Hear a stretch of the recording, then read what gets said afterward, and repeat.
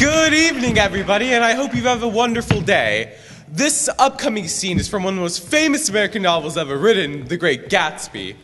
Set in the 1920s, this novel deals with concepts such as racism, sexism, class warfare, poverty, and above all, the American dream.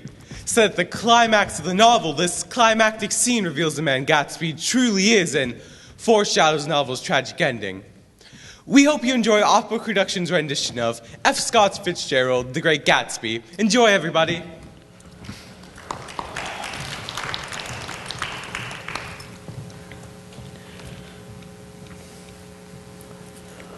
Mr. Gatsby, I understand you're an Oxford man? Not exactly. Oh, yes, I understand you went to Oxford. Yes, I went there. I heard you, but I'd like to know when.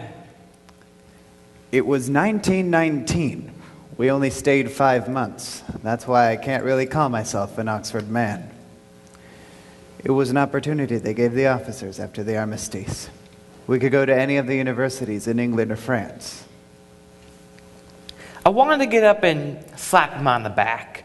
I had one of those renewals of complete faith in him I've experienced before.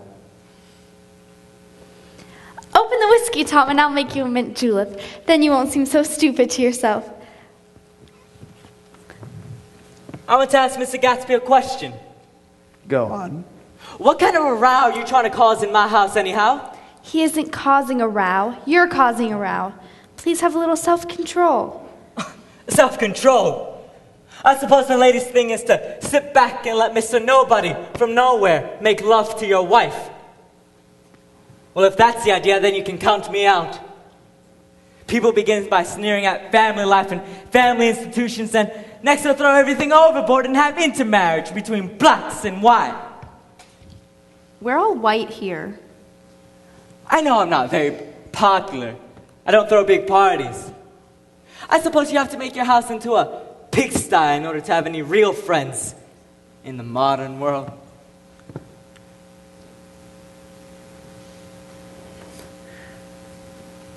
Angry as I was, as we all were, I was tempted to laugh whenever he opened his mouth. The transition from libertine to prig was complete. I've got something to tell you, old Please don't. Please, let's all go home. Why don't we all go home? That's a good idea. Come on, Tom, nobody wants a drink. I want to hear what Mr. Gatsby has to say. Your wife doesn't love you.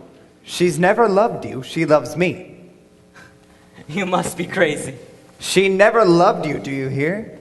She only married you because I was poor and she was tired of waiting for me. It was a terrible mistake, but in the end, she never loved anyone except me. Sit down, Daisy. I want to hear what's been going on. I told you what's been going on. Going on for 5 years, and you didn't know. You've been seeing this fellow for 5 years?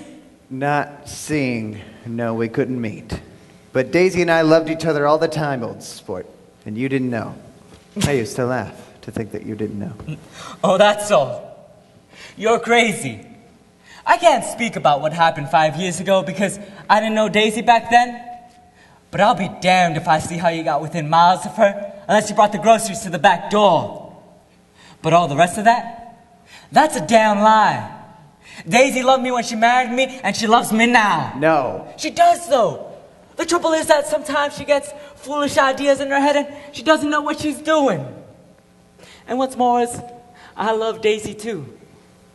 Once in a while I go off on a spree and I make a fool of myself, but I always come back. And in my heart, I love Daisy all the time. You're revolting. Do you know why we left Chicago? I'm surprised they didn't treat you to that little spree. Daisy, none of that matters now. Just tell him the truth, that you never loved him, and it's all wiped out forever.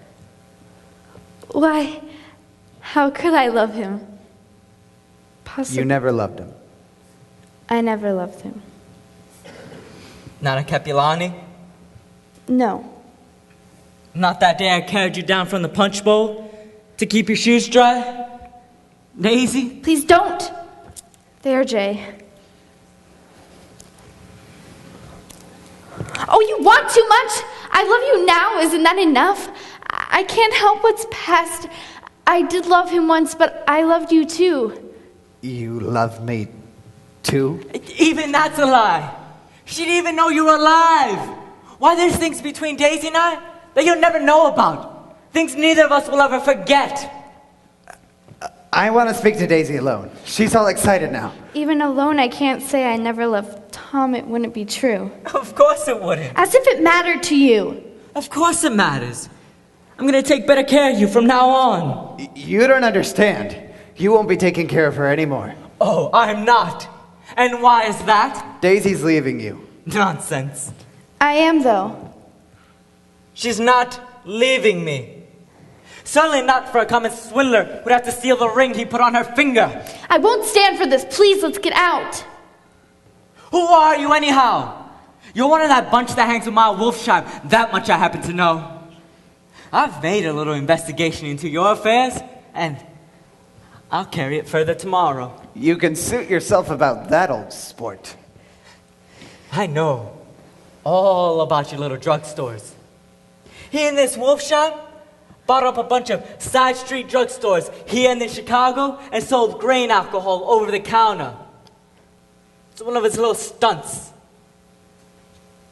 I picked him for a bootlegger the moment I saw him, and I wasn't very far wrong. What about it? I guess your friend Walter Chase wasn't too proud to come in on it. And you left him in the lurch, didn't you? You let him go to jail for a month over in New Jersey. God, you ought to hear Walter on the subject of you. He came to us dead broke. He was very happy to pick up some money, old sport. Don't you call me old sport. Walter could have you up on the betting laws too, but Wolfsheim scared him into shutting his mouth. I glanced at Daisy, who's staring terrified between Gatsby and her husband, and at Jordan, who began to balance an invisible but absorbent object on the tip of her chin. Then I turned back to Gatsby and, well, I was startled at his expression. He said this, and this is said in all contempt, for the babbled slander of his garden as if he killed a man. And for a moment, the set of his face could be described in just that fantastic way. Please, Tom, I can't stand this anymore. You two start on home, Daisy. In Mr. Gatsby's car.